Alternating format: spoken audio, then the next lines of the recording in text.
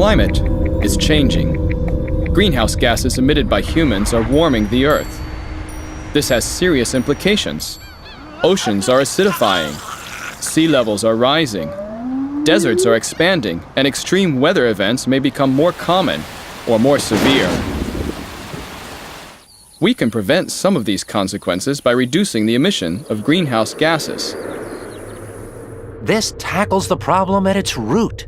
It's called mitigation. However, we also have to anticipate some consequences. Since we've been emitting greenhouse gases for a very long time, some changes cannot be prevented by mitigation. Therefore, we have to adapt to some changes. This is called adaptation. Both require a lot of effort. Is there no easier way?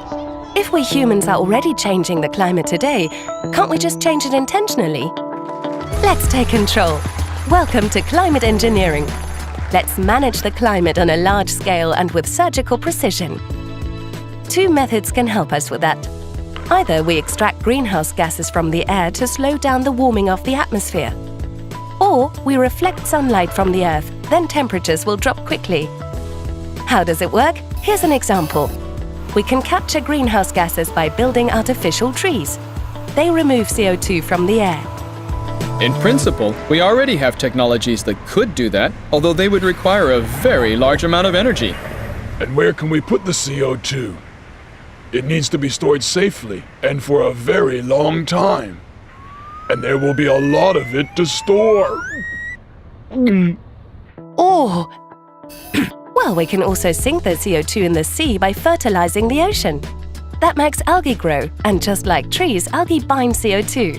When algae die, they sink to the bottom of the ocean and simply take the CO2 with them. Well, that's the theory. But how much CO2 could actually be taken up by ocean fertilization is really uncertain. What is certain is that there would be risks, especially because algae is a key link in the food chain. Algae gets eaten by small animals that get eaten by larger animals, and so forth. Messing with the food chain can have fatal consequences. Furthermore, ocean fertilization can cause the production of laughing gas, an extremely effective greenhouse gas. Laughing gas? Laughing gas? Don't make me laugh! We have another trick up our sleeves. It's getting too warm. Then let's dim the sun. Sunglasses for the Earth have an immediate effect. Cool! We can, for example, inject sulfur particles into the upper atmosphere to reflect sunlight. That sounds simple. Less sunlight would mean less global warming. We know that the rising concentrations of greenhouse gases will have serious consequences. But could we actually balance increased greenhouse gases simply by reflecting sunlight? Well, we might be able to stabilize the global temperature on average.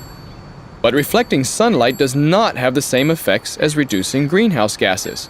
No one can tell exactly what the consequences would be. In some regions, we might have much less rainfall, or sometimes a lot more. Well, that's great. It's not certain that this will have negative consequences. Why shouldn't we just try? And if the experiment has bad consequences, well, then we can just stop it. But if we have to stop the experiment, the Earth would warm in a very short time. We wouldn't have solved the problem with the greenhouse gases simply by reflecting sunlight. But who gets to decide whether we reduce our emissions or adapt or manipulate the climate? No one has asked me. These options are not mutually exclusive. Climate engineering can buy us time and is a last resort in case of an emergency. Aha! And is it you who decides what an emergency is? Artificial trees, ocean fertilization, or a sunshade for the Earth. Even if technological interventions might solve some problems, they would also create new ones, and it is unclear who should decide about their use. In short, we should think about climate engineering very, very carefully. In the meantime, let's first focus on mitigation and adaptation to reduce the risks of climate change.